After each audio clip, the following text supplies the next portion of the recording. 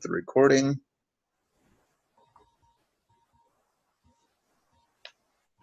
All right. Well, for those of you who have arrived, thank you for being here. Today we're going to hopefully we're going to get you outside and get you playing around with hopefully some plants in your environment that are safe. We believe that you've been given gloves as well as mask as part of your and magnifying glasses, maybe? I can't remember. No? So today... Just mask, no. Mask, no, okay. I guess my only concern is if everybody's going out of their house, are you going to be all right? Okay, good.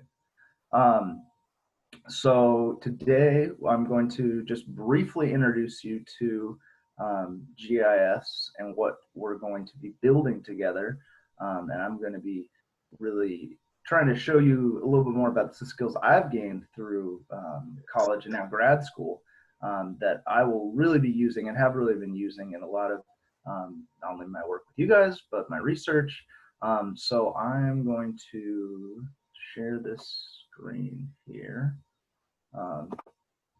So this is something that will that is the interface for the Evergreen's ArcGIS online account. So the way GIS works is it's basically an online platform that allows you know, us all to collaborate. And this is kind of the Evergreen State College's group. So this is where we can create a group with our accounts and have, you know, maybe in the future summers an upward bound group in GIS. But this is just a kind of cool, you know, overview. You can look at, you know, these are just some of the things that you'll see in the beginning. Here's a map of some of the trails on campus. So you can see, if we get in here, oh, it's gonna make you sign in again. So this is the first phase that we'll work on, I think, next time when there's more people, because this is getting everyone this login piece is the tough part. So I'm just going to show.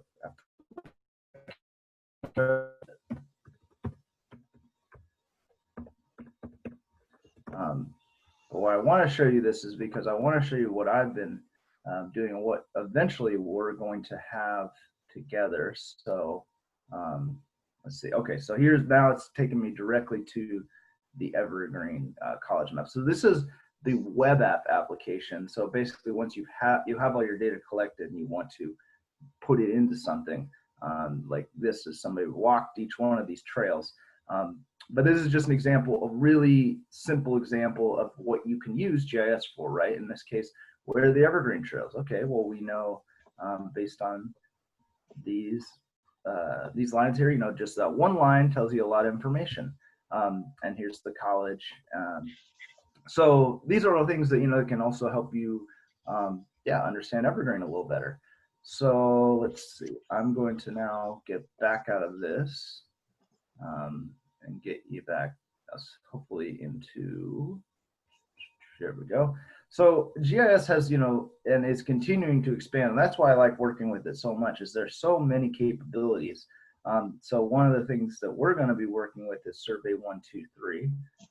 And it's going to ask me to log in, I guess, again. Oh, no, it's going to take me right in, maybe. There we go. So Survey 123 is basically a data, the data collection end of GIS. So, you know, we have GIS is something you can take information off, but you can also add information to. And that's really why it's so powerful, is because it's really this great place to collaborate. So here's, I'm just going to open up my research project, and you can see here's all, it tells you, okay, I've got 108 records. You can see when I collected them. If we go to, let's just go, it's difficult to do with all these windows in the screen. So let's see, we can go data. I think that should just be able to show us on the map where the data is. So, but this will all, this is basically what we'll be able to generate with ours. It's not going to be this complex, but I'm just showing you what you can do. So here you can see these 3 dots are the 3 different research sites I have along the coast of Washington and Oregon.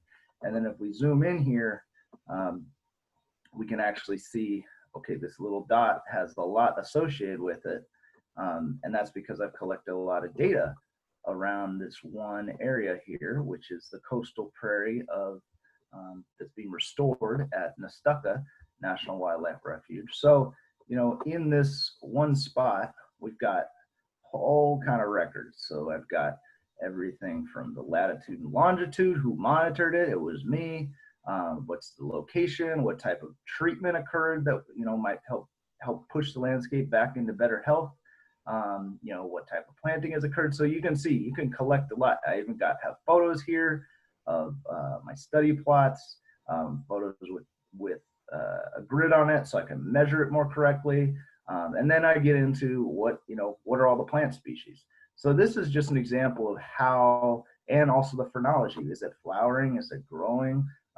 This is all important information for everything from understanding when insects might emerge to how our weeds seed, creating flowers and seeds before other plants can. So that's why they're doing better. All this information is important stuff that we can use and actually create our own questions around for the purpose of our Upward Bound project. So that's just a little overview of what Survey 123 can do. But to get all this and to get into having these drop-down menus and all that, it took me a lot of work. So I don't know, it won't let me. I don't think you'll see here, but I can show you guys later that I had to. What we're going to be doing is actually today getting outside to look at building our database. So what everything that I have listed here in terms of plants for this survey, I had a plant list for the sites that that the Forest Service and U.S. Fish and Wildlife gave me, so that then I could say, okay, well, I know that they say that these are the plants that should be here. So there might be some others that I could clarify, but by and large, that's the way you do it. So that's what we're going to do today. So we're going to try and create a plant list today. And in doing that, let's see, I'll stop this share. In doing that, I had you create those hand-drawn maps just to kind of give you and give me a sense of reference of where your home and habitat was. So today, really, that map area we're going to fill in a little more, because we have where your home, where you sleep, where your kitchen is, where your garden is. But those are things that are all very much related to places you interact with a lot. So today we're going to try and get out into some of those areas where you might walk through, but you might not have actually looked at and figure out what is the surrounding forest like, what are the trees and shrubs. So today I'm going to try and work with each and every one of you who are here today to talk about what those plants are. So one of the things I'm trying to figure out is people's capability to is everybody on their Chromebook right now, or are they on their, okay, you're on your Chromebook. So no, not Elizabeth, that's okay. So what we're gonna do is we're gonna try and walk outside. So I'm a little, we'll still have, I guess my only question is your internet connection going to be okay outside? I don't know if you guys have tried that yet, or how powerful your connection is. You don't know? Okay. Well, we're going to find out. Because otherwise, if you have phones, if your internet connection is not working on your Chromebook, it'd be nice to have you be able to switch over your phone and use the mobile network, so that at least we can stay engaged. Because what I'm going to have you do is basically walk around and find first. I want you to find some trees that we're going to identify as a group, and then we're going to work our way to shrubs, and then we'll finally work our way to forbs, which that's the ones where we'll actually have you picking leaves from. So before I do that, I just want to show you also, though, let me pull up 2 plants that we do not want to have any hopefully no observations of, but if we do, we need to be careful around this. So poison oak is one that I know I've seen. It's, you know, it mainly grows on south facing hillsides. So if you have an area of your house that faces directly south, it likes a lot of sun and it needs a lot of sun. So you're not going to find it in areas where it doesn't. So let's see if I can put a good shot here. Here we go. Okay, so there's, you know, we don't have anywhere west of the Mississippi, more or less, does not have poison ivy, which they have back east, but we have poison oak. So this is maybe, here we go. Okay, let's see, share screen again. All right, so this is what poison oak looks like. It climbs up trees. It can kind of look like ivy, but it's got this red hue to it, which is the key to understand. And it's kind of oily. It's actually in the cashew family. So cashew nuts are related to this plant, and it makes a lot of oil, and that's what makes it very poisonous. So if you get it on your skin, I've had it before working in the wintertime when I just rubbed up against the vines, and I've had whole blisters on my arm come off after actually only having rubbed up against a plant, recognized I rubbed up against it, washed with this stuff called Technu to get it off, but then in between that forgot that I had put my sweatshirt on in between and put my sweatshirt back on and got it back on myself. So very, very sticky situation if you see this plant. So just know, leaves of 3, let it be. Now there's trailing blackberry, which grows on the ground, not up the trees. It doesn't have this waxy. That might be the only one that might look kind of like this. I'll pull up one shot of it. But that's, you know, really, that's the biggest one we got to watch out for. The rest of them, you know, stinging nettles, not like, it'll sting a little bit, but not gonna inflict nearly the suffering of a poison oak. So, and it's not even an oak, which I find also interesting. So trailing blackberry, you can see kind of looks somewhat similar. Obviously, you've got these beautiful berries on it, but that's one that, you know, you're gonna hopefully run into and be able to eat. So, so with that, let us try this out. So I'm going to stop this share, and I want one volunteer to begin this process by breaking your stay-at-home order and going outside to enjoy a little bit of this beautiful place we call the Pacific Northwest that is in its prime right now. So if everybody wants to, you know, suit up, I would definitely say maybe put also sunscreen. I don't know if we give you that, but maybe if you have some, throw on a little sunscreen real quick, and let's all meet back in. Let's see. Let's all meet back in 10. No, let's do. Is 5 minutes going to be enough time for everybody to get outside and get ready? Oh, sorry. So Elizabeth, we are going to get everybody to go outside with their Chromebooks so that we can walk through, and we can. I'm going to basically go student by student, have them show me what you're seeing, what plants you're looking at, whether it's a tree or a shrub, and then we're going to identify that together so everybody knows what that plant looks like. But then I'm going to also collect that information to build a list for what we can. Oh, Jade's back. So yeah, that's my plan. Does that make sense to everybody? Or this is unique because if I was there with you, I would be just guiding you on a nature hike, but today it's going to be very different, and I think it'll work. So yeah, so I'll give you 5 minutes to get your stuff, to get everything together, and then let's all meet back and at 11:25 with your self-prepared. So does that sound good? Get your, and maybe something to collect the leaves with. That's the only last thing I might think, like a little bag or something. But other than that, we should be good to go. So,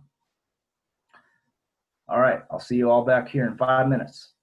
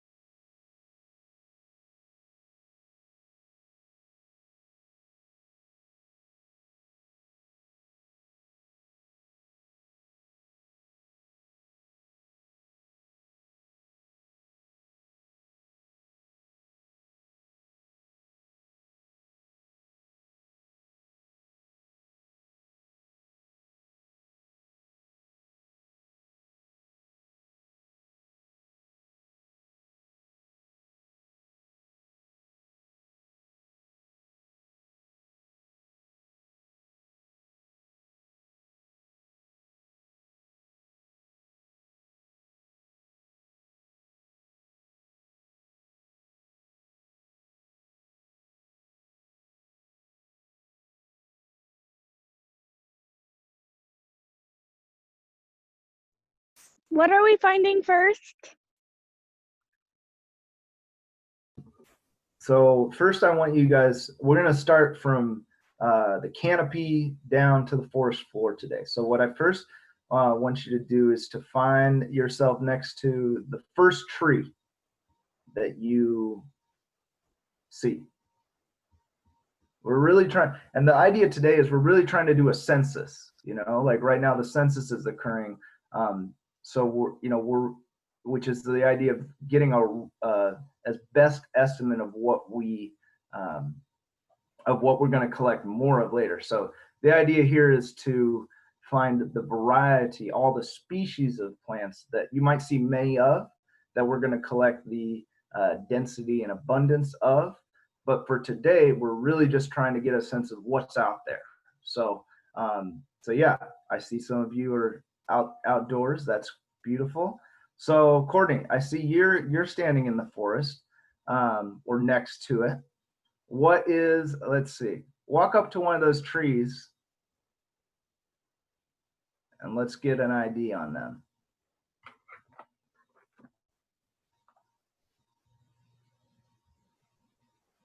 Ah, there we go. That's a great one. Okay. So the first tree, and this is a great example of Acer macrophyllum or big leaf maple. So definitely a defining deciduous tree in our area. So that's great. I'm glad we have that. So excellent. How about somebody else for a tree? We've got big leaf maple.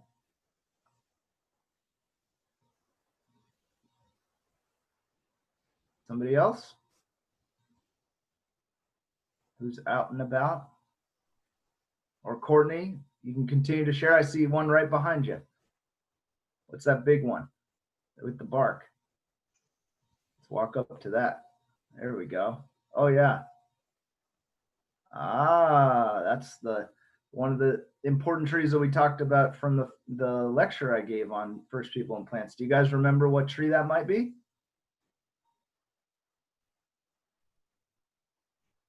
What was the tree that I said that is that a hemlock? Oh, close. Good. You remembered the story, and we'll probably see somewhere. But what were the? Isn't it like an evergreen?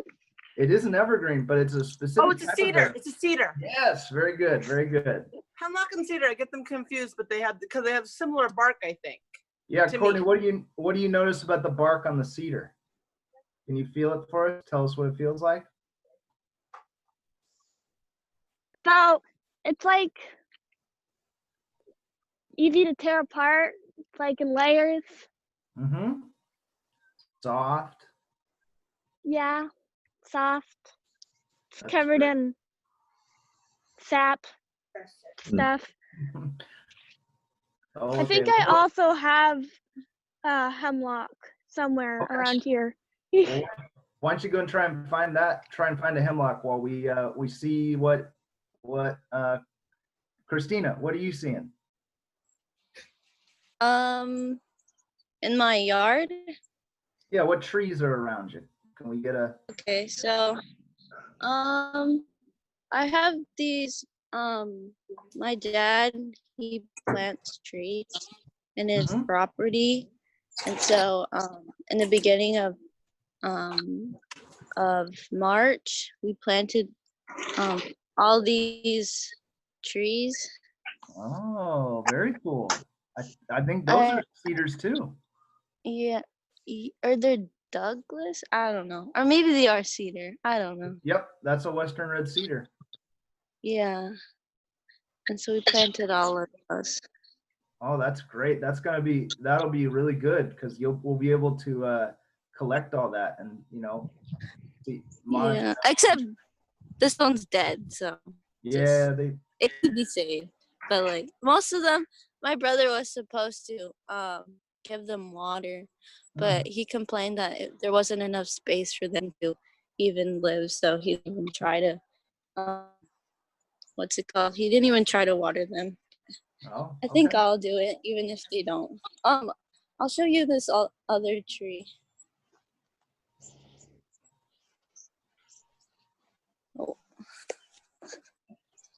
We have this tree. Oh, Oh, spider web. This is Oh, a apple tree. oh, nice. Nice. It's very big. Really Okay. big.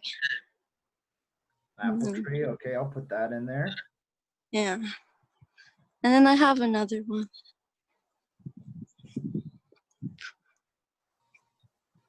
And then here's another one. Is that another apple? Yeah. Okay. So yeah, Yeah. so I'll just sort of put, I'll put they're actual apple trees, right? Not crab apples, right? Yeah, they're Okay. Hey, Cool. Yeah, stop they're it. actual. Stop eating those. Awesome. Well, thank you, Christina. We'll come back to you for shrubs next. Okay. Dave, how are you doing? What are you seeing? I think she froze.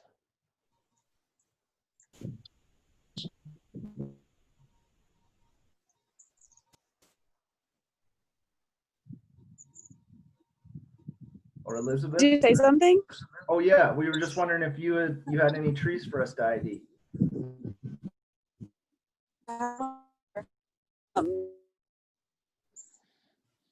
This is what the leaves look like. Oh, we're not seeing your screen.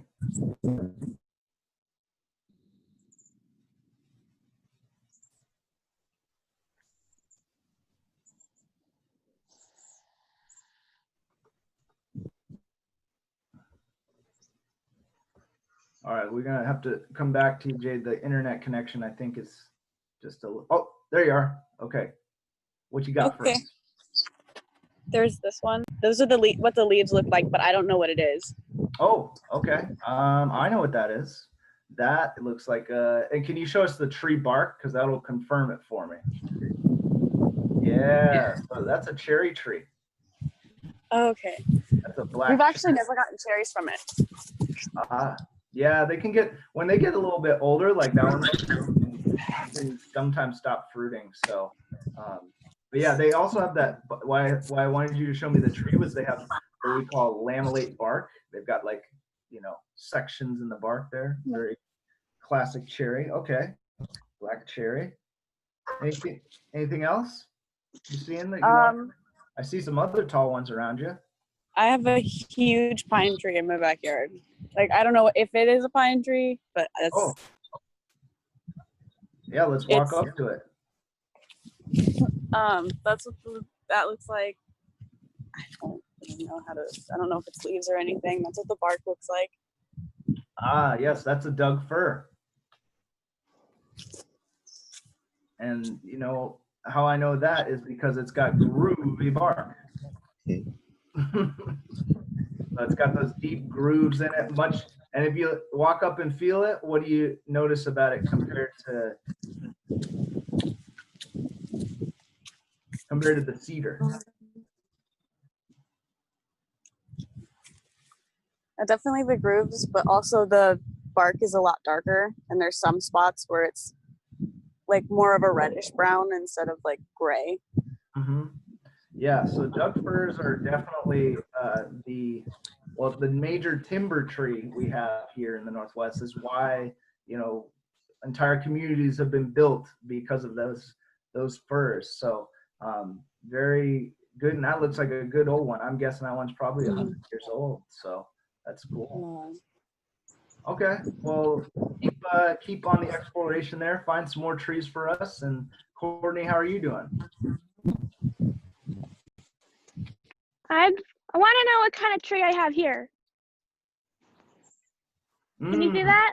Yeah, those look like, and I'm glad you found those because those are another important one. Those are red alder. So red alder are very important in forest succession. They're one of the first trees actually after an area's maybe there's been a landslide or maybe it's actually been logged. They're one of the first to come back. So that's a good one to showcase. And they do something else pretty cool. They actually take nitrogen out of the air. They're what we call a nitrogen fixer.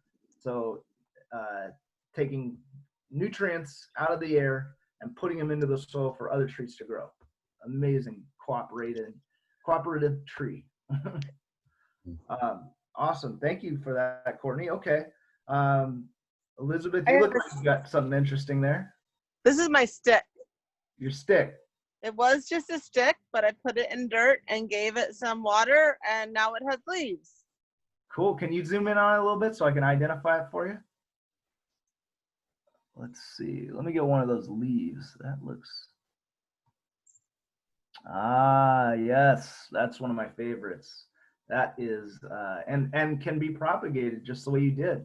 That is dogwood, red osier dogwood. So. Yes, it's a cherry dogwood. Oh, what's that? A cherry dogwood. Oh, cherry dogwood. Okay. Cornelius, cor something like that, dogwood. Mm-hmm. And so I'm wondering, my husband thinks that anywhere I want to plant it, it's going to destroy the house and the foundation of the house. Is he accurate? Because I'm thinking, you know, I got this lovely alleyway here, and these are my children's bedrooms. My daughter's bedroom's right here. And unfortunately, her bedroom looks right up to the neighbor's room windows. She doesn't like that much. They're nice neighbors, but you know. So I thought we should plant it right here. But my husband's convinced that that will destroy our home. I think if you planted bamboo, you probably would destroy your home. But I don't think a dogwood right there is going to do you. Its biggest issue is going to be getting enough sun and water, and those are the two things that actually will probably, you know, be its struggle. I wouldn't. You can prune those things back and beat them back too, and they're not really, you know, like bamboo we wouldn't want because those rhizomes, you know, it would run under the house or do something. Dogwood's gonna try and it wants more water, right? So it's a lot of these native plants, why they're so great is that they put really deep roots down, and that's why you don't have to water them. So so unless you've got water collecting next to the house or you plant it right up against the house, I wouldn't. I don't think it's a problem. Oh, that's a scary looking bug. Graham, do you know bugs? Hi. They're the next step. Okay, so this is my weird tree. I think it's 2 trees in one or something. I don't really know. Yeah, it looks like a Christmas tree gone wrong. I don't know what it is. And this is a scary looking bug. I don't want to fly. Oh, I'm scared of this bug. I can't see it.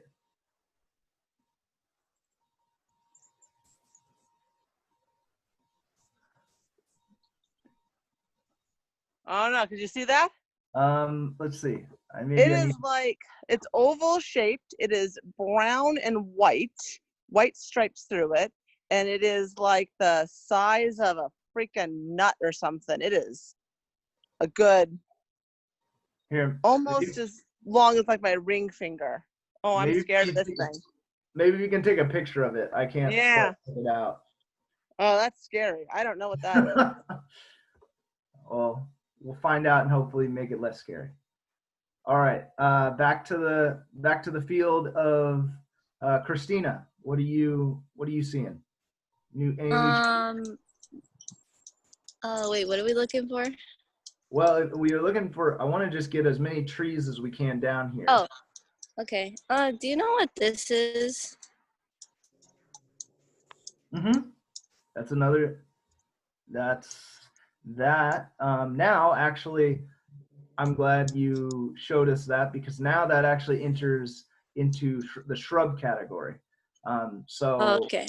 But that's fine. It's good too. We need to start on that. So that is actually a hazelnut or a beaked hazelnut. They don't produce really big hazelnuts like you might find in the, down in Oregon or something like in the farm.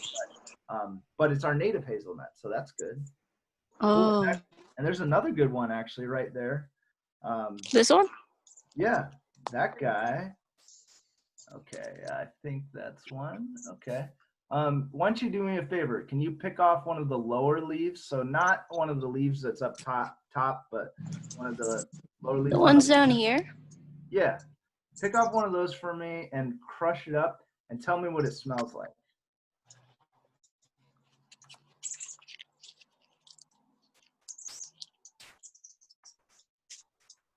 Lettuce? Yeah. Or you can kind of smell a little cucumbery almost. Yeah. Yeah. So that's Indian plum. and you can actually eat those leaves. They taste kind of cucumber-like. Yeah. So, yeah, they produce a plum actually in the that's kind of like, Oh, yeah, yeah. Cause I have some on the other side of cause I have a plum tree on the other side of my yard. oh, okay. Yeah. Wait, what's this? Oh, hey, that's another great one that we actually talked about in class. That's serviceberry. So, Oh, and so it's a berry? it's got a berry too. And look at those leaves. Actually, you got a really good shot for us. See how one edge of the leaf has serrations on it, like, little points, and then the back end of it's nice and smooth. Yeah. That's the only plant I've ever seen that does anything like that, which I find very interesting. So cool. Great find. Thank you. Yeah. I want to show you guys my raspberry bush. Oh, okay. I got Yeah. cherry trees too. My dogs like to eat these. But this is the black cherry, right? Yep. They're kind of dying now, but like, yeah, here they are. Nice. Yeah. Okay, that's it. Cool. Raspberries. Excellent. Jade, what about you? Any new findings out there? Yeah, actually, I don't know if it like counts as shrubbery or anything, but it's more of like a vine. But we have Concord grapes. Oh,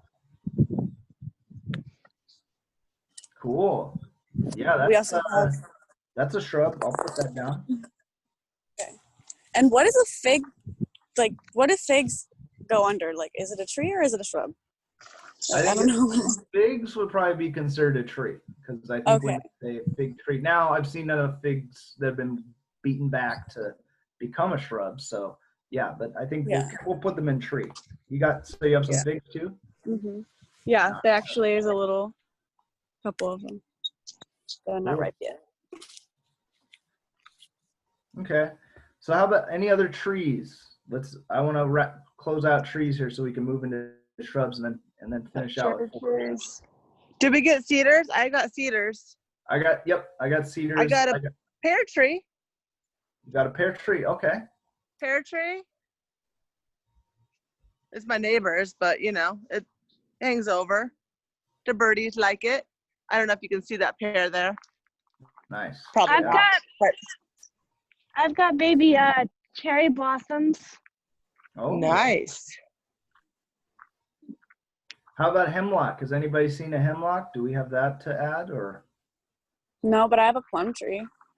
You got a plum tree too. Okay. Mm-hmm. Man, you guys got a lot of good fruit trees. I'm impressed. Shelton, they know how to take care of themselves. Yeah. This guy's a cedar, right? I don't know if you can see him. I think he's actually, I can't quite make him out. That looks more like, can you point up a little bit so I can see the top of it? I think that might be a spruce. Is it? It's got the bark on it is that kind of strippy like bark. Oh, maybe, you know what? It could be another type. There could be like a Port Orford cedar yeah, that might be what it is actually, which is a very rare tree to find. So I got a whole slew of them on the other side of our reservoir, so I can't get any closer. Sorry. That's all right. I'll put them down though. I got some berries. Okay, what do you got? Huckleberries. They're everywhere on my property. Oh, nice. I've got lots of big bushels of them everywhere. Awesome.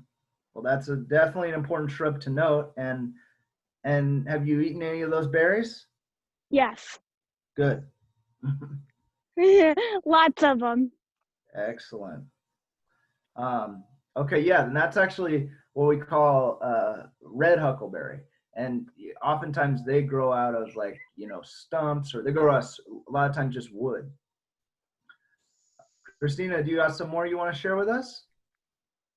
Yeah, I've got this bush right here. Mm-hmm. I don't know what it's for. And then I also have this. Let's see. The red things.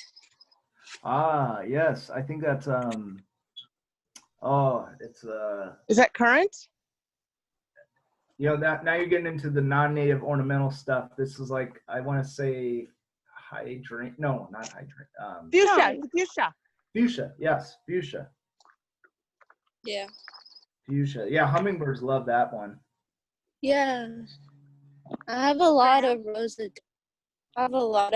rhododendron. I mean, yeah. Yeah. See, Rhododendron. yeah. Those are nice. They're all Yeah, I have those. Rhododendrons. Okay, there's another great shrub of our area. Do you know what this one is, Graham? Ooh, interesting. It looks, is it, oh man, I want to say like an Oregon grape. Nope. It's non-native, so it's kind of a trick question. Ah, it looks, oh, a tea. No, I didn't know that. Now that you say that, I get it, but I wouldn't have guessed that. Cool. Hey, grow our own tea. that is awesome. I think so. I'm excited. Yeah, your garden looks like it's right in motion. I got these are like kind of marigold, I think, or something. Mm. But we'll do flowers later. I'll show you all my flowers. Oh, my front yard flowers. Oh, Christina, where you at? What do you got? Anything new? I see a lot of stuff going. I don't know what these are. I don't know what this is. It looks like a lot going on there. Let me go to Courtney because Courtney's got another important one that also is a berry producer, and that is Salau. This is halal. ooh. Yeah. So. When do you eat them? Well, when do you know when they're ripe? Yeah, those berries are coming along there. They look like they got a couple, probably by like end of August, you'll probably be able to enjoy those. A lot of these plants depends on how much sun they get, right? So if they get a lot of sun, then they'll fruit Not right away. here, they don't. Exactly. So very cool. How about you, Jade? How are things going? I have a shrub over here. I don't know what it is, but the leaves look like that. Ooh, that one looks like you know what? Can you crush the leaf for me and tell me if it smells kind of waxy? I don't really know if it kind of, I guess. Kind of, yeah. I think it's a cottonwood. So I think that's actually a tree. Really? It's just small. Okay. Unless, It's very short. yeah, I think that's a baby cottonwood. Okay. Got these weird little berry things on it. Oh, can you show me one?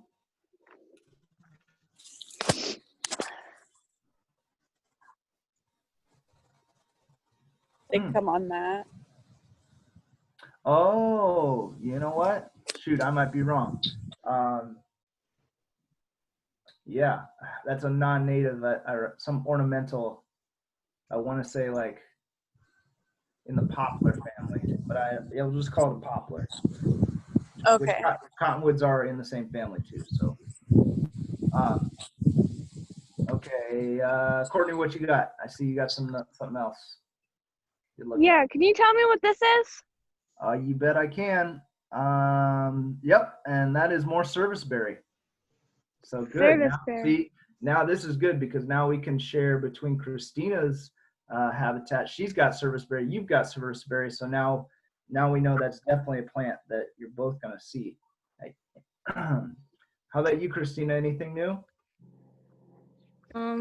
What's this? That's a non-native that has some very sticky, pokey things on it called hawthorn. So be careful of that plant because its thorns are vicious. Okay. But yeah, that's a good one too, though. We want it. That's an example of a volunteer, right? Of a plant that maybe came from elsewhere came in and you maybe didn't even plant it. So that's good. We want to know that too. And that one, ooh, that looks like that. Not a portable charger. I am not sure what that is. That looks like almost like another cherry, but I think I've got that one too. you got that one too, huh? Wait, and this one? That's the Laos still, Courtney. That one Oh. is yeah, that one looks more like a cherry to me. There's lots of cherries out there. Okay, so I think we got a pretty good. Did anybody find a hemlock around? Any of these look like hemlocks? Oh boy, it's a lot to look. You know, I'm going to put it in here just because we'll do the hemlocks. The best way to identify them. So the cedar, they've got the soft bark. The Doug fir, they've got the groovy bark, and then the hemlock has more of like scalar bark, but it can kind of be a little tricky and confusing between the Doug fir. So the best way I identify hemlock is actually by the needles. So the needles should be different sizes, and that's the key with hemlock. Where you'll see like that one you're looking at, Courtney, all the needles are the same length, that's a Doug fir. But if you find one that's got, you know, different size needles, then you know you're looking at a. All right, I think I'm gonna move to the backyard now. Okay. What is this? Because I don't know. That is that actually is I think what Elizabeth has as a tree. Oh. I believe it's a English topiary. I can't remember, but I'm gonna find out. Like Lalandi, I think, tree or something. I think they're called Alividra.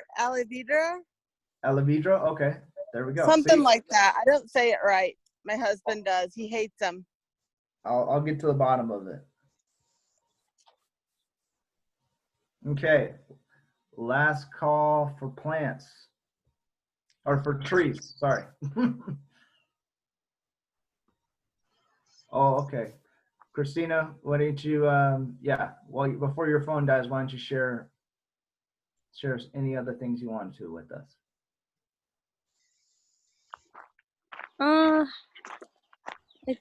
I think that's it. I don't know. I think that's all I have. I mean, here's my apple tree again. How about, do you want to look for some forbs for us? Just find some maybe smaller things on the ground that that you want identified. Okay. Okay, let me run. Okay, don't worry. And if you need to charge your phone, you know, or something, we can always come back later. Okay. I'm all good here. Okay, Courtney. Actually, wow, my phone. This app really drains my phone a lot. Uh-oh. Okay. Yeah, I had to get a portable charger. Well, we'll wrap this up here in just a little bit. So actually, let's do this. Let's just, since everybody's technology is getting slow, let's use the last let's use the last 10 minutes here to collect the last bit of shrubs we can with the energy we have on our phones, and then let's use the last 15 minutes to collect leaves, and then we'll close out with identifying some of those forbs once you've collected them. So why don't everybody give me one more shrub, and then we can move to leaf collection, and we'll end on that note today. All right, I think I got one here. Yeah? Okay. This is your, yes. And you actually found what I believe is Armenian Blackberry. So that's going to be the another volunteer. So a good one to have. And then I see, looks like even some Oregon grape in there too. See that one that's kind of pokey on the sides? Yep. And yeah. This one? it's kind of, yeah, they're like opposite leaves. Yep, that one right down there. That's Oregon grape. Sweet. Do you know what this is, Graham? I think that's that might be the willow that that you shared with me before. So is this a willow?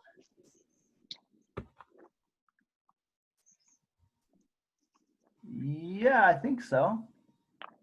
Okay. I think it is. Yeah, it looks willow-like. There's a lot of willows out there, so they're actually one of the harder ones to ID because they're so similar. Yeah. In terms of the species, but It gets yellow flowers in the early spring. Yep, that'd be a willow, and they're actually. I can go into more about willows, but they're actually what we call sexually dimorphic.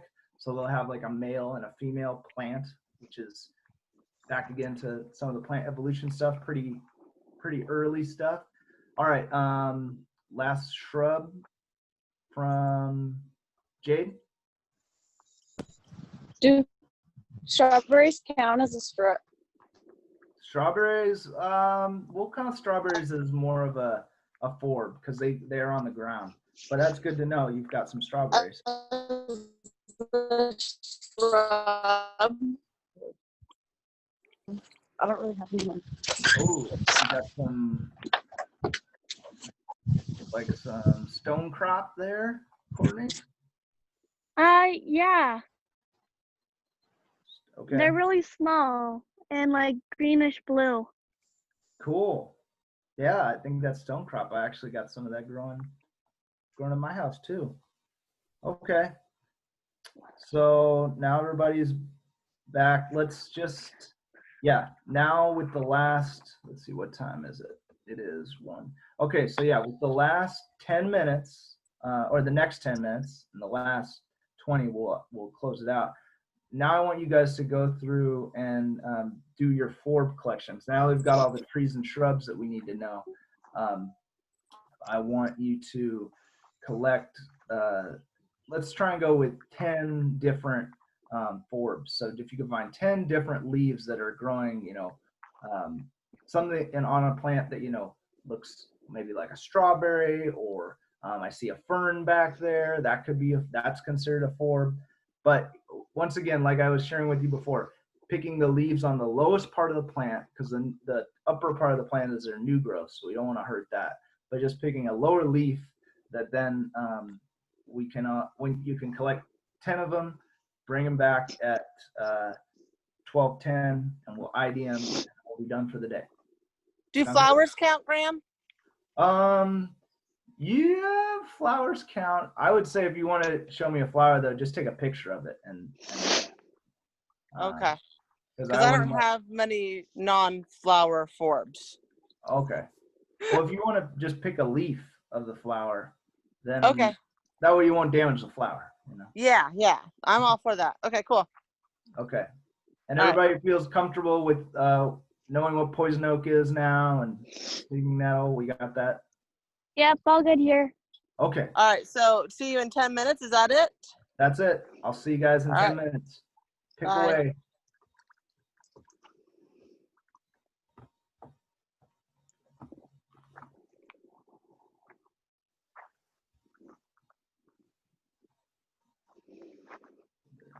I've got a big property.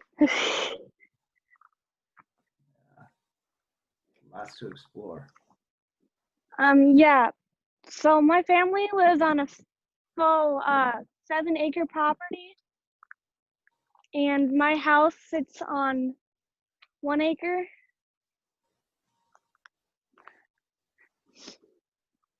So there's a lot to see. Yeah, that's good.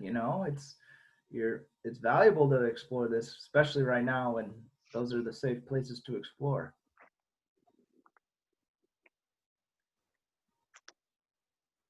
Yeah, that's more Oregon grape there.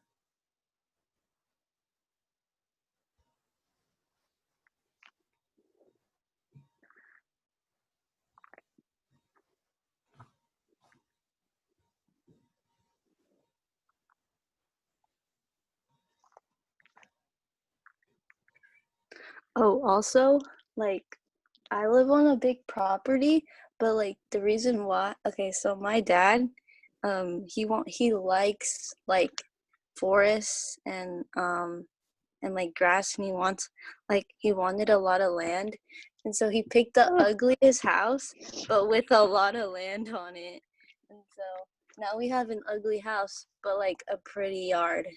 So that's how he picked. Yeah. I'd say that was a wise choice. Yeah. You can always improve your home and your land too. Of course. Oh, that's good. I'm glad you're planting those trees. You know, a lot of people don't even plant trees, so that's great that you're. Yeah. My dad, I don't know, he's just like, he likes science and like trees and stuff, and like likes to read books and stuff, but he never got the choice to do that really. But he always like influences like my family. And so like my mom, she has like a garden with tomatoes and beans. And yeah, and so like we bought like 20 acres of land like a couple years ago. I mean, we're in debt now, but like he says it's for the future. He's like, just wait, guys, like just wait and see, stuff like that. I mean, yeah, like, but like trees take forever to grow, but like trees are very valuable. Yeah, you obviously know. Yeah. Yes, and they serve many values, you know, whether that's to shade your house or to provide timber or a refuge for animals. They're, it's not just their wood when when we chop them down. So Yeah. well, that's great, yeah. But much like those planting those trees, right? Some investing in something, doing something, and maybe it takes a little more energy and sometimes debt to get things to be a little better for the future. But that's Yeah. what your dad knows. Yeah. and I'm sure he's gonna like what we're gonna do, because he's probably gonna be impressed that we're doing science in your own backyard. So Yeah. that's great.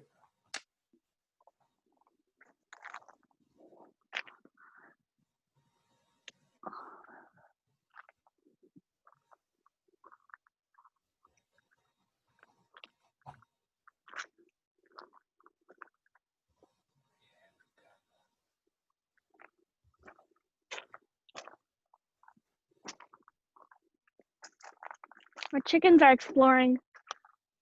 Yeah.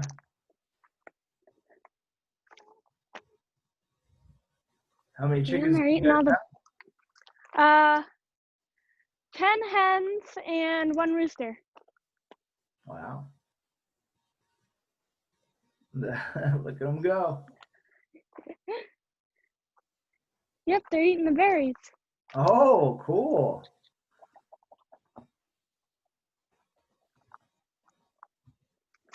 Well, there you go. Somebody else They is. don't like me. Yeah. They like my sister, Really? but they don't like me. I've never heard of chickens forming bonds with people, but I guess, yeah, that's great. Well, For that's your because my sister, sister spends more time with them than I did when they were chicks. that's it. They're imprinted. Yeah.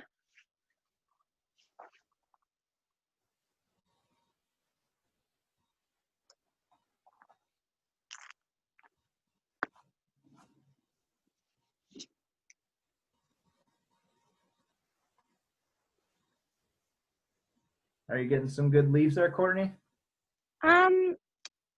Yeah, I'd say so. Okay. Just make sure you've got a couple low growing plants, leaves from smaller plants that we can share out here. Yeah, okay. Awesome. Thank you.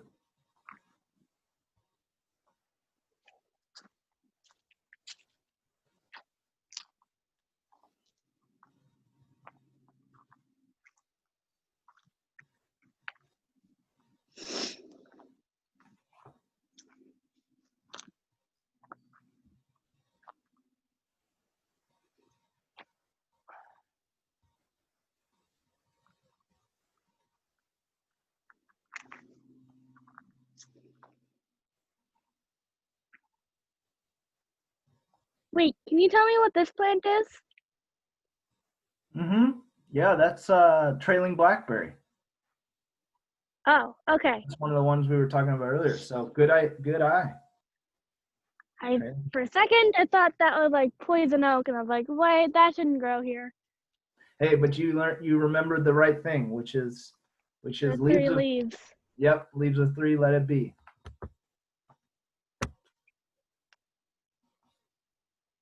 Oh, this plant has like weird thorns on it. Ah, that's another, oh, good. Another one we can add. That's a rose. That's actually, Oh, yeah, that's a native rose. So that's actually, I believe, spiny wood rose. Yeah, good eye. I'm in like my small forest right now. Yeah, and those are all the plants you want to see in the forest. So this is good. You know, this is exactly what we want you to see, because what I'm hoping to do with you guys at the end of this is to be able to say how healthy is your environment, you know, based on having all these native plants around, like you showed me there. All right, Graham, could you tell what that scary bug was? Let's see. I didn't see where'd the picture? I think Amr texted it to you, Oh, he did? Okay. but I'm pulling it up on my phone. Just give me a second. Yep. Ah, yes, he did. Yeah, I texted it to you. Nice. Okay. Big scary bug.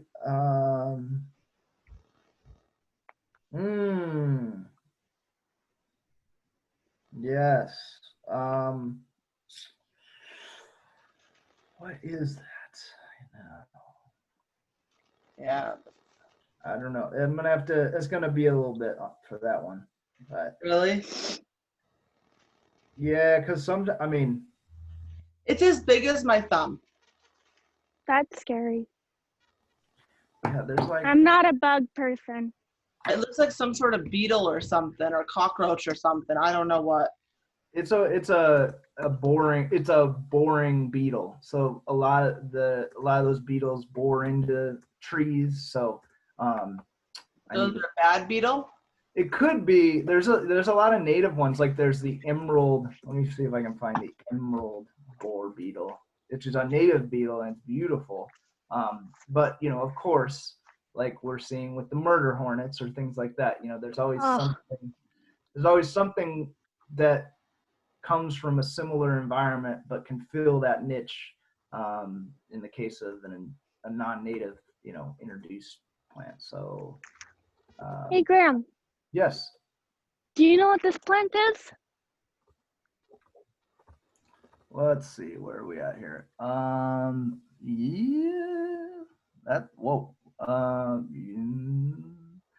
Yes, I do. That is foxglove. And that is Cool. that is a non-native and has been used in medicine a lot because its name is actually Digitalis purpuratum, and they actually use it in heart medication. So if you were to eat that plant right now, it would be very bad for you because it would stop your heart, because it would. Okay. Wash your hands. All right, now you. Yeah. But what I'm trying to get at is the reason why it would hurt you is because it would help somebody else whose heart would have stopped, right? So if somebody has a heart attack and their heart has stopped, that is actually the derivative from that plant is what they will use to restart your heart. Look what I just found. Oh, berries! Yay! Nice. Okay, Graham. Okay. Before the rest of the kids get here. Okay. Oh yeah. St. John's wort. Okay. So not a weed or a weed? Does it belong in my flower garden? I mean, you know, we got to class these things out as like how weedy are they. St. John's wort, I wouldn't say is like I put in like the DEFCON 2, you know, level. So Low. pretty low, yeah. Okay. But one cool thing about Oh, that lady plant, Bacon. Elizabeth, is it's got a unique leaf in that there's, you know, and one way you can always identify St. John's wort is if you look through the leaf, it's got holes. You can see the stomata actually. Oh. So like notice if you hold up to light, you can actually see the places where gas exchange happens in the plant. Oh, neat. I did Right. not know that. That's All a right, this medicinal one. plant too, I was but gonna say, isn't it's that usually the one mixed that? up with tansy, which is highly toxic. So don't mix it up with tansy. I thought it was tansy, and then I looked at the leaf on it because the flower looks like a tansy. What is this? It comes in white and yellow, and it's all over my flower bed. It's some sort of brassica, some sort of mustard. It's got this. Yeah, I think it's. Yeah, it's like, I want to say nip. I don't know. And these are pods, I think. I think these are going to be seed pods. Yeah, the classic mustard style seed pod. So The internet was saying it was like a wild radish or something, but it doesn't have a radish root to it. no, that's I think it's, yeah, it's some sort of mustard. I don't know, but And then this is the last weird thing that I have no idea what it is. that's a mint. It's a mint? Yeah, It's self-heal. Yep, very good. Self-heal. So, because it's a mint, should I get it out of my flower bed, or is it cool to just let it stay? It's up to you. It's not like, I mean, if it's competing with the other plants, there's always this balance between, sometimes plants will associate with each other and actually do better when they're next to each other. But then, if one does better than the other one, then at some point they're going to compete for space. So space is the big question you always want to ask yourself. Okay, we are back. I got Elizabeth's plants, or some forbs from her habitat. So I think we're ready to have everybody else share out what they collected. So Courtney, I see you're lining things out. Do you want to start for us? Sure. Yeah, okay, let's see. This I got from our corn that's growing. Corn, okay.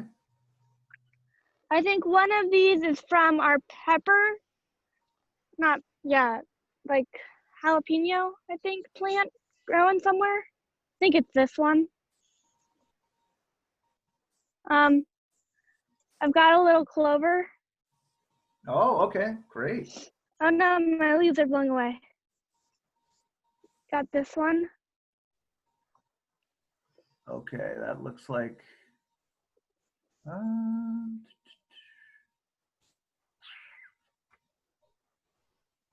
think that might Got a be, lot of these. yeah, I think that's maybe hazelnut again. I don't know. This is why the leaves get hard. It's like, sometimes when you see the whole plant, that's why I was having you walk around before, because it was that's a little easier. Oh, yeah, that's what that is. I've also got some pine cones, or like some kind of. Oh, those are from the alder. Yeah. And then I've got this little baby pine cone. Whose pine cone do you think that might be? It comes from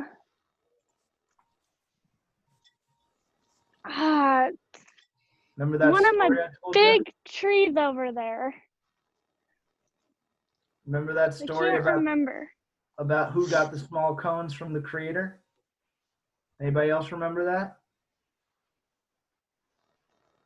Because they rushed to the front of the line. They wanted the biggest cones, and they wanted to be the tallest tree. Fir? Close. Try again. Starts with an H. Evergreen. Hemlock? Hemlock. Yeah, very good, very good. That's the Western hemlock. So. I know, they're blowing away. Uh-oh.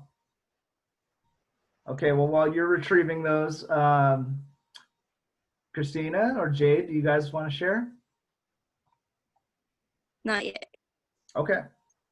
I can share. Okay. I have lettuce. I don't know what kind of lettuce exactly. I don't really remember. No, that's not iceberg. Iceberg's like the big bulb. I think that would be more like romaine. But then I have strawberry leaves. This is from my dahlia flower. Mm. Flowers are kind of dead though because it's not in bloom anymore. So the plant's alive, but the flowers are dead. This is from I'm trying to remember. This is spinach. This is just a piece of spinach.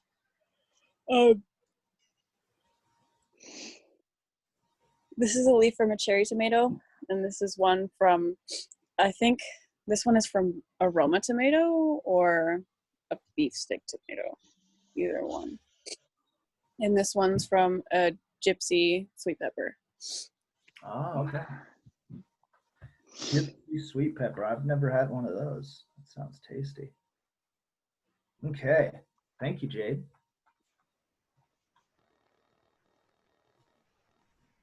So what kind of plants are people sharing? So these are forbs. So we've been breaking it down into trees, shrubs, and forbs, so that now that we're building our database, so that then when we go back out and do this and get us, we can collect. Oh, here's another tree. Here's one of the same one.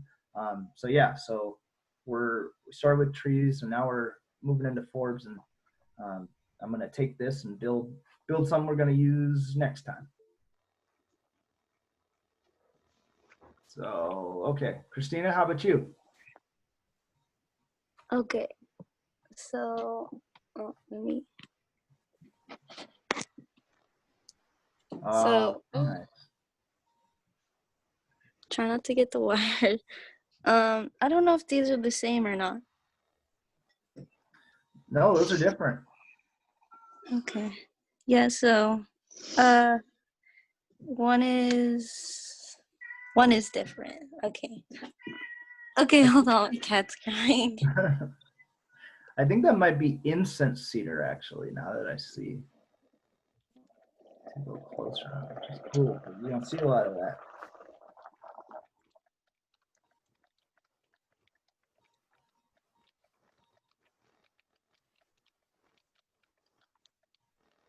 Okay, so yeah, I forgot the names of them.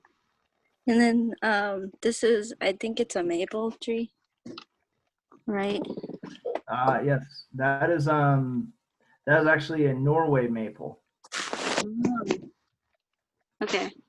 And then I think this is from a blackberry because it's soft and Oh, you know what? I think that's the hazelnut, actually.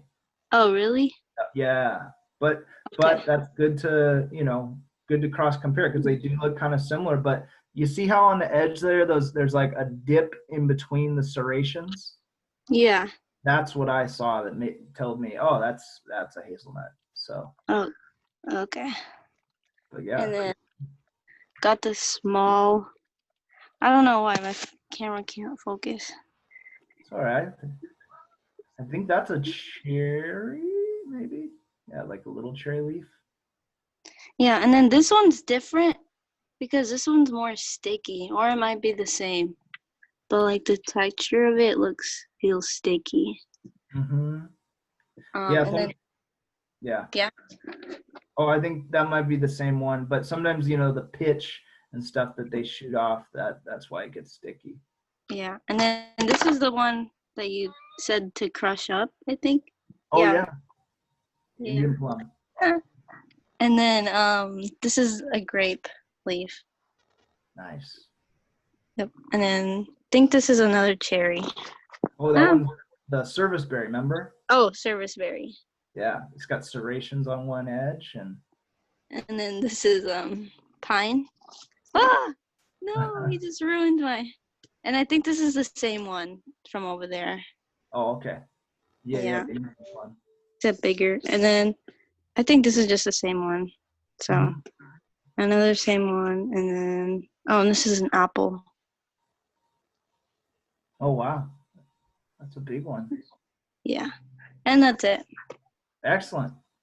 All right. Well, I think we got a pretty good list here. Right now, I'm going to tell you we've got 1, 2, 3, 4, 5, 6, 7, 8, 9, 10, 11, 12, 13 different trees that we've identified today.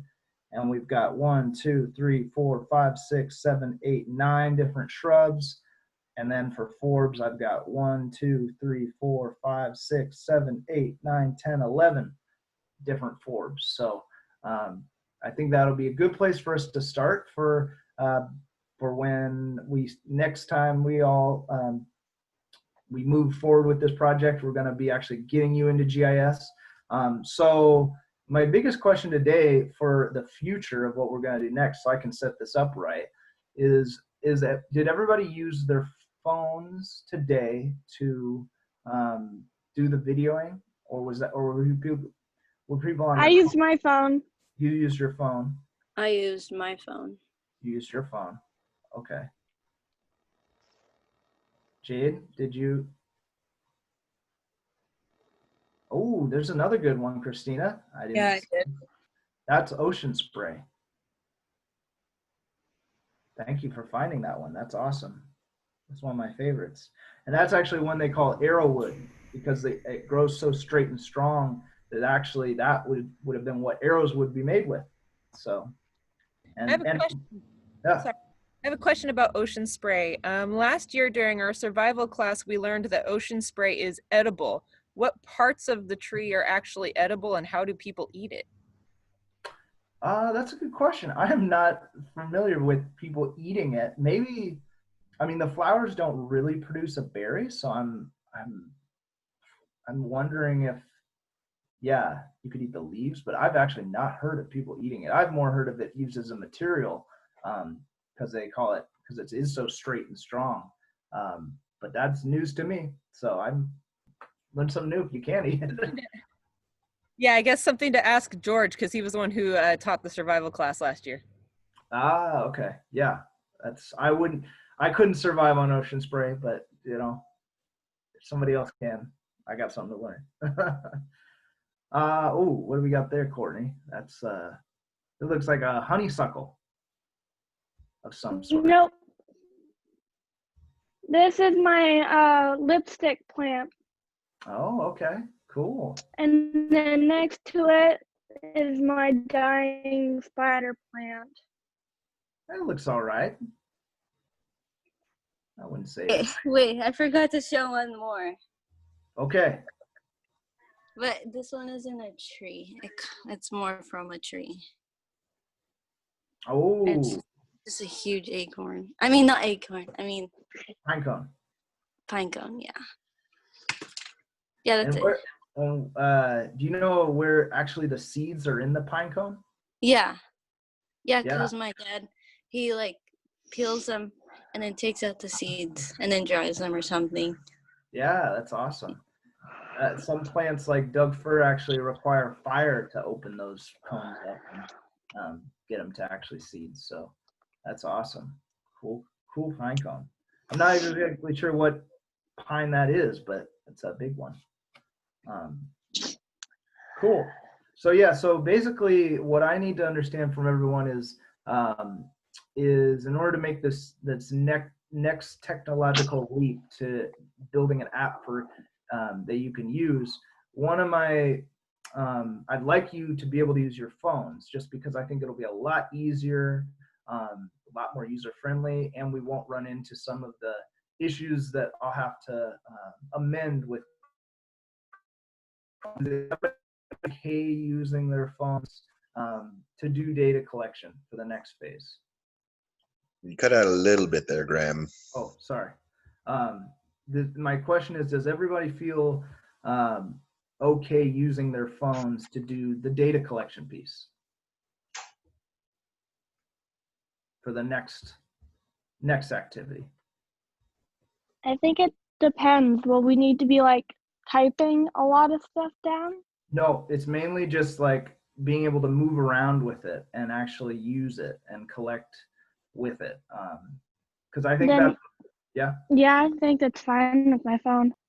Okay.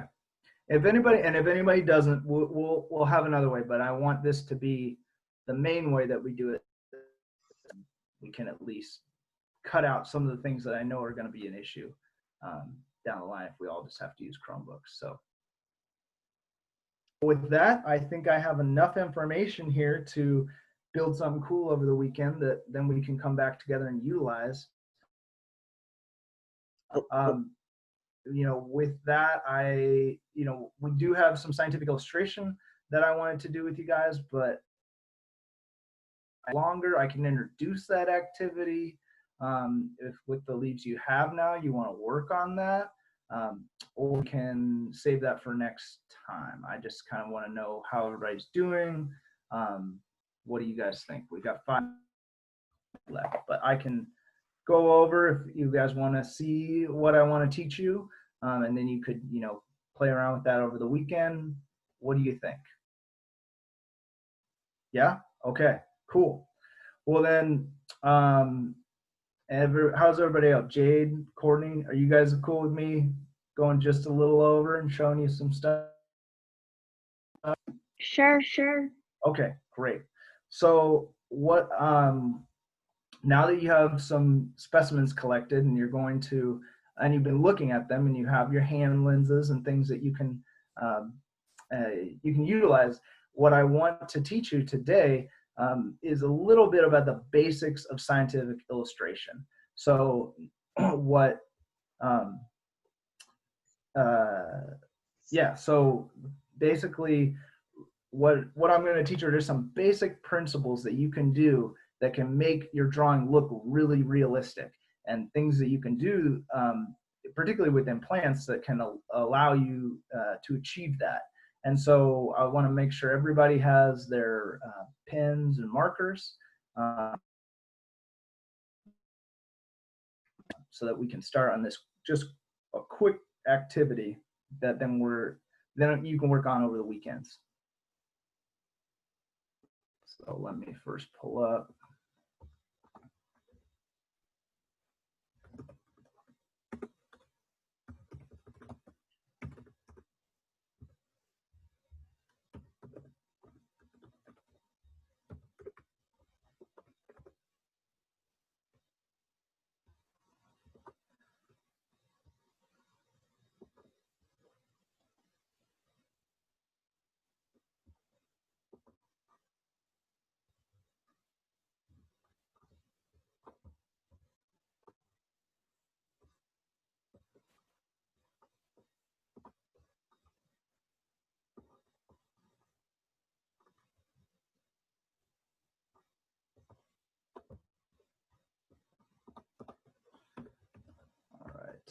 So does everybody have their materials collected?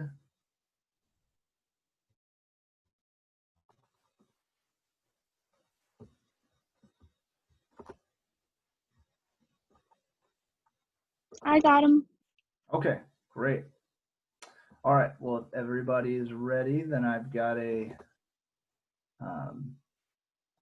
just a quick piece here. Let me pull it up, and I'll share screen. So what I'm trying to share with you guys is really just a basic understanding. You can use a couple techniques and reproduce those techniques to really generate something that creates depth. You know, depth is the thing that we really want to do with just a couple moves here. All right, this is, I forgot how I can get, okay, share screen. All right, so here we go. So here's, this is just a nice, okay, can everybody see that? All right, take that as a yes. So this is just like a guide that I made to scientific illustration that I'll share, that I'll share on Canvas too. But really this is a great example of the plant and the butterfly actually that I'm doing a research project on in a botanical illustration. So this is just like, you know, showing you, here's the butterfly, here's the host plant, the violet, and then here's its root system. So you've got a lot of information that you're explaining with the illustration, and that's really what we're going to be really trying to think about doing with our plant illustrations. So, so there's a couple different ways that you can create this effect, and one of those ways is through stippling or hash mark making. So if you'll see here, this is some examples of that. So you can see how you can create, you know, a darker gradient going from light to dark just based on how many dots you drop. So this whole sphere here, you know, there's no lines actually being used to create that sense of the shape. It's actually just, you know, dots. So that's one way that you can achieve depth. You know, you can make something, or what we call value. Adding value to something is a way to, we're not talking about color, we're not talking about hue, we're just talking about value, which is that those shadows, those gradations that really make something come to life visually on a drawing. So stippling is one example of how you do this. Hash marks is another example. So here you can see with this hand, hash marks being used in only a couple directions, and then we have more directions, and that you can really see how that darkens things up, gives even texture appearance. So you can think about which one do I want to use. Generally, it's better to pick one as opposed to both, just because the eye can get a little mixed up. But those are some examples, and so we'll just begin with this. I'll move into the color. We'll move into the color later. But yeah, with that, I think I need to give you guys a little whiteboard example here. So let's see. Let me go to stop share. Okay, so now go to the whiteboard.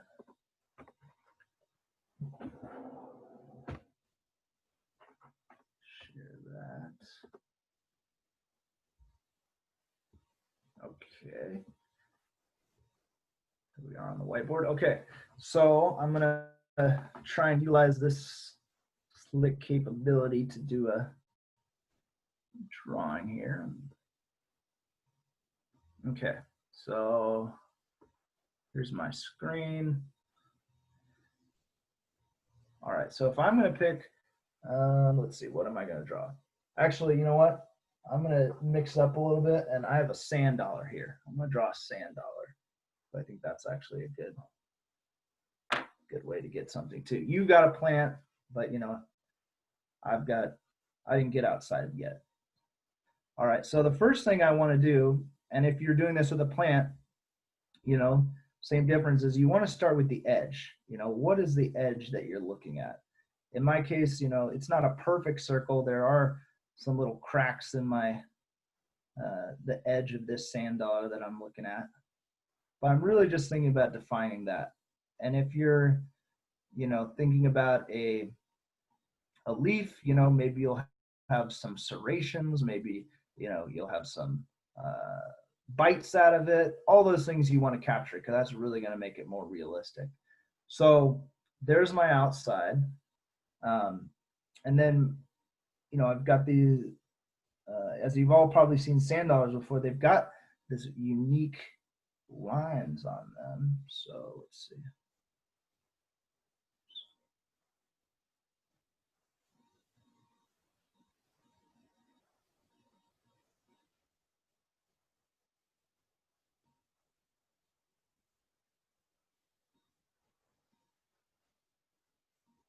This is not my, I'd much rather be doing this on paper, but this way you can all see what I'm doing.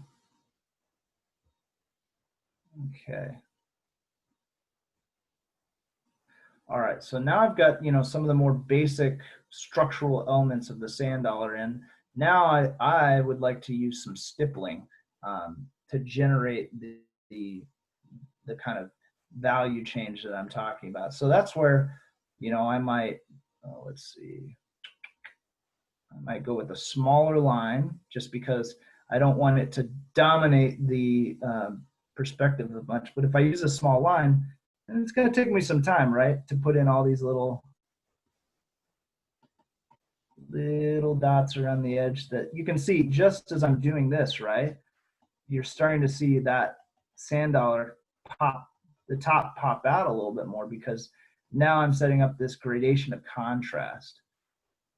So I'm going to need to still bring the gradient up, but because let's say like these portions of the sand dollar are have a little more bit of a depression in them, that's where I can build out the gradient a little more, because I want to visually show that this area is going down.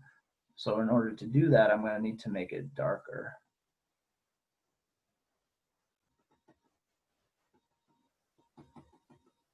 Oops.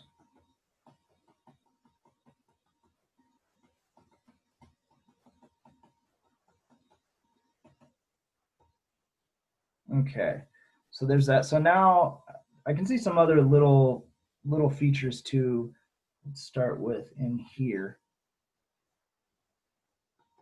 Like these edges around here are a little darker too.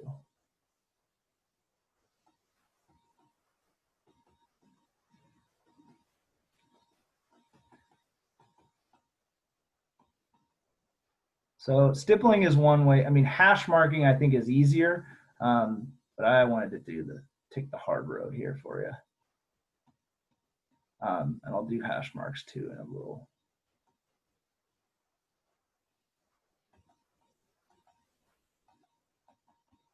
All right, so now I've got like what I would consider a base value layer. I can come back in here. Maybe I want to say, all these areas are a little darker. I want to darken them up.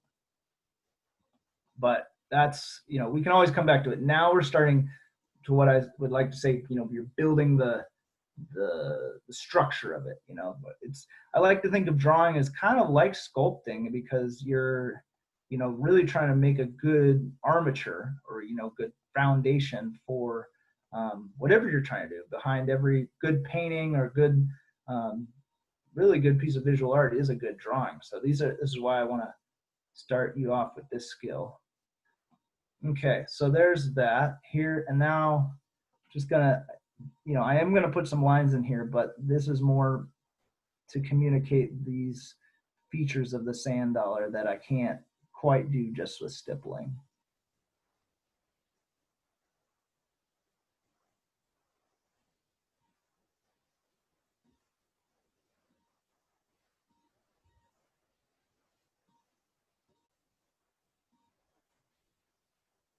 Ooh.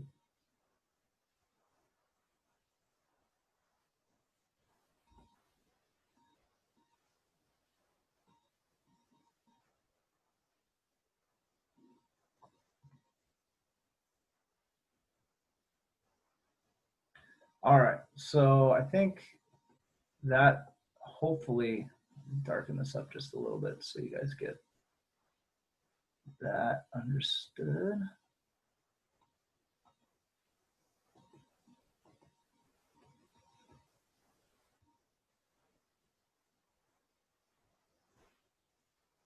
All right, so does that make visual? I need to see you all so I can see your faces. Does that make visual sense to everyone? Does that seem like something that's achievable and you can do with your plants, with if stippling is the route you want to take? Any questions or things I can clarify for people? These are really just getting you introduced to just a technique. Okay, great, awesome.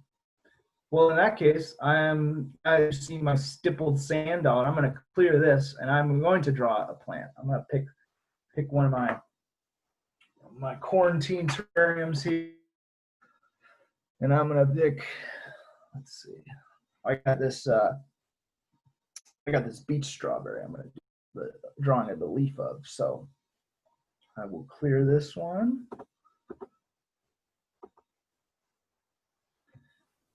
Begin with the strawberry. So yeah, once again, just like with the sand dollar, I'm going to start with the leaf edge, or what we would actually, in botanical terms, what we would call. I'm going to start off with a little thicker. Change my size. What we would in botanical terms call the leaf margin. So the leaf margin is the leaf edge, you know, where that, and it could be a serrated margin, or in this case, these edges, a smooth margin.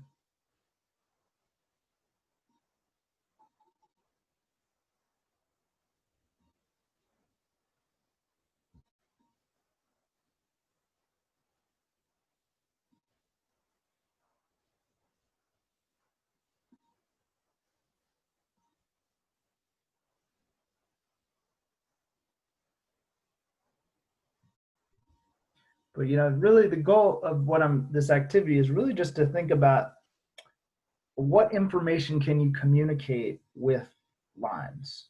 You know, there's so much, obviously you guys have been doing a lot of writing, you're learning a lot about, you know, how to verbally communicate better your thoughts and ideas, but we always need to remember that there's so many people, including myself, who are very visual learners. And this is where this information is also very valuable, because people like me and others want to experience the world visually and through other formats. Okay, here we go. So now I can start in, I've got some of the major veins in here. Actually, I'll put in probably a few more now that those are.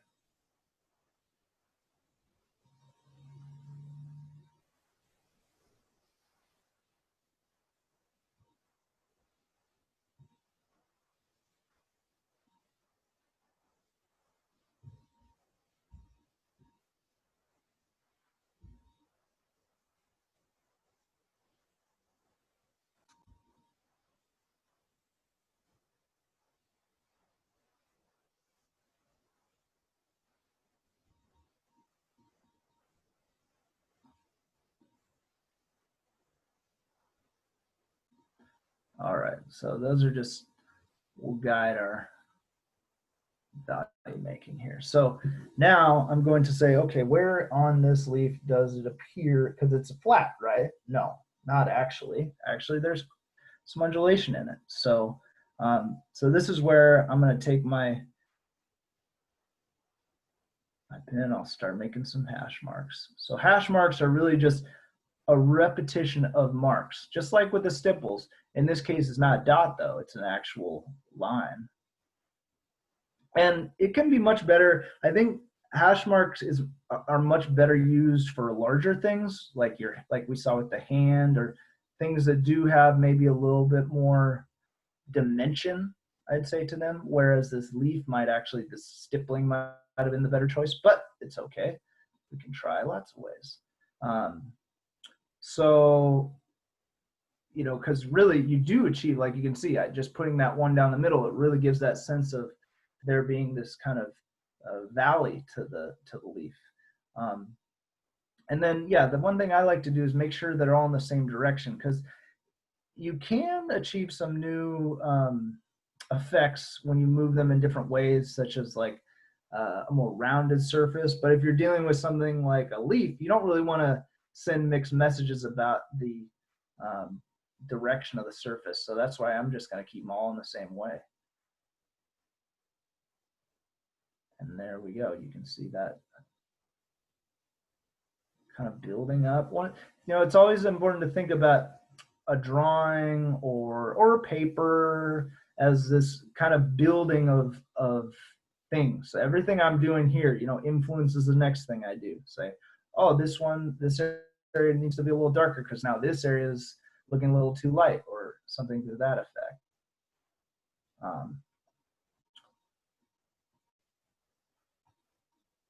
So, oops, now I already changed my direction. Whew. See, I'm learning. All right, so I think that's good for now. Maybe I can darken up a little bit more in these areas.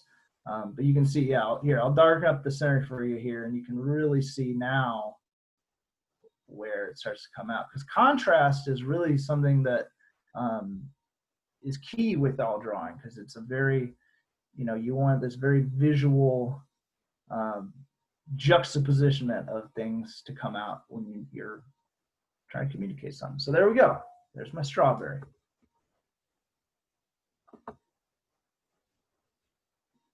What do you guys think? Does that seem attainable? Doing this kind of exercise over the weekend, or Sounds like over fun. time? Yeah. Okay. Good. We'll see. Fun can be a way to teach and learn, and yeah, this is something that we're going to build on too, because I'm teaching you scientific illustration now, but then we're at the end of the program here. We're going to hopefully have some time to do some watercolor and introduce some color and talk more about how do we put that into the mix, and how do we develop couple simple techniques, just like what I showed you here, that you can use again and again to achieve something of value. So you guys, I hope, enjoy your drawing activities, and let me know. Once again, I'm here to help you with any ideas or things that you might need clarification on. But if everybody would like to, this would be my goal for this activity. If everybody would like to do a scientific illustration of a plant in stippling, and then one in hash mark making, I think that would be really cool to see how your experience looks with these two techniques. So if everybody wants to do that, and then you can upload that to Canvas, we'll have that to enjoy next week. So there's no more questions. I think you guys have been patient with me until 46 here, so we'll let you go have fun in the sun and play with your plants. Cool. Awesome. Well, thank you guys. This was a great activity today, and I'm looking forward. That was fun. Good. That's what we want. We want fun. Life is. Learning. Totally love to do that again. Okay. Great, Courtney. Well, it helps. Amr and I know what you guys like, to make sure that we're meeting the mark where you guys are and what you want to do, because we want to make sure that, that we're having fun here. Cool. Well, with that, I'll see hopefully some of you tonight at game night. I think we're all going to try and be there to have some fun, and maybe you'll learn some new stuff about us. So, What time is game night going to be? 7:30. Yeah. 7:30. Oh, I'm going to miss game night. Oh, well. It's the same time as the workshops. Are you gonna miss the workshop then? For tonight, yeah. Oh man. Well, we'll do another one at some point, because we want to give you guys some time to hang out with each other. You guys haven't been able to do that this summer. Yeah. So. Is there a game that you like, Courtney? Maybe we could try to include it in the next one. I don't know. I like lots of games. Cool. So then it should be a good one for you either way. Maybe some drawing game, like since Ooh. you Pictionary. enjoyed this today. Yeah, exactly. So. Okay, guys. Well, great job. Thanks so much for all your observational skills, and we'll see you tonight. See y'all later.